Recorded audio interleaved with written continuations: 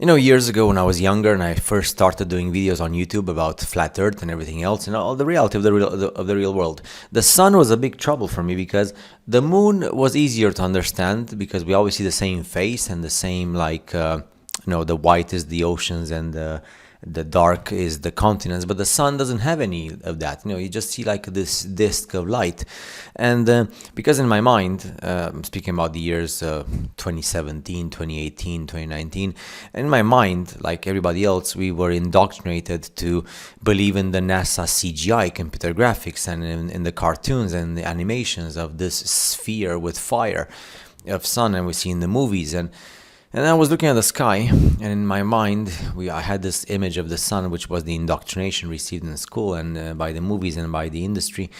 And looking at the sky, my mind was melting because I knew that what I was seeing in the sky, which is what we see here, especially the thing with the clouds, when you do zoom with the camera with Nikon P900 or P1000. And in my mind, there was this sphere with fire, and in the sky I see this, and it didn't match. So I got so angry. I remember like the early days when I was doing YouTube videos. I didn't know how to explain it because it was before I was reading. So all this was before I actually read the Vibes of Cosmos books, which explain what the sun is. But before reading the Vibes of Cosmos books and before actually understanding the analemma, which is the movement of the sun above the flatness of the earth, it was so troubling. I had like cognitive dissonance, and I was angry, and I even like one day I actually, it was sunny, the sky was blue, and the sun was all the time on the sky, and I was like outside looking at the sky and the sun. I got so angry with myself, and I felt stupid, and I didn't know how to explain. So time has passed, and I understood about the analemma and how the sun actually moves. I even got angry. So at some point I got angry at the typical globe and the spinning ball in space with curved water, typical stuff, which because of NASA and the movies and everything we learn in school. But also I got very angry as well at the flat earthers because everything that you found online in the early days of when the flat earth became popular was this Gleason map, and the sun was portrayed as moving in a circle.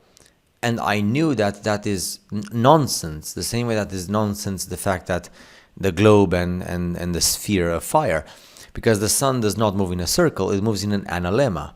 And then the analemma, if it's stretched out like a circle, you can interpret it as a circle for being it easy to portray on a 2D environment or on paper.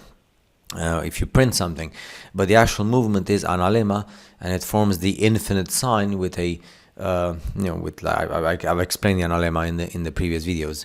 But yeah, before you actually learn what the analemma is and the electromagnetism and how Vibes of Cosmos does a very good job explaining, it was so hard to understand things, and having these two communities which are like financed by political interests.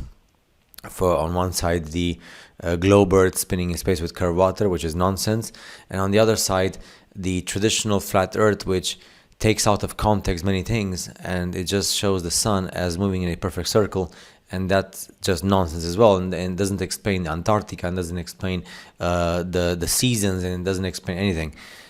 And then you just get like these people online who do videos and they don't care about researching properly.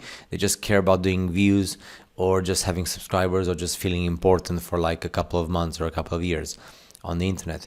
And now I'm so happy that I actually understand now. I know so much right now. I feel so blessed with myself because I took the time and the effort and the patience to read the Vibes of Cosmos books and to study the documentaries and read the stuff and to understand what the analemma is and to understand the knowledge which has always been there in front of our eyes. It's just you have to be patient and have to sacrifice your lifetime, which is something people don't want to do because people usually, they just want to, have fun and eat and spend money, and then they feel empty with themselves and they hate their lives. But it takes time and effort to actually understand the beauty of dedicating time for yourself to research and to study and to understand the reality of the real world. It takes a lot of time. I'm 37 years old, And I started my first YouTube videos at the age of 30, so 7 years ago, and almost 8 years ago. And one changes a lot, but it takes time, even for an adult. Because of course, my 20s were, and I was interested, but I didn't have the courage and the willpower to do videos online in my 20s. I should have started earlier. It would have been better. Anyway, hope you enjoyed this picture of the Zoom with the camera, with the Nikon camera, and the sun in the clouds. See you in the next video.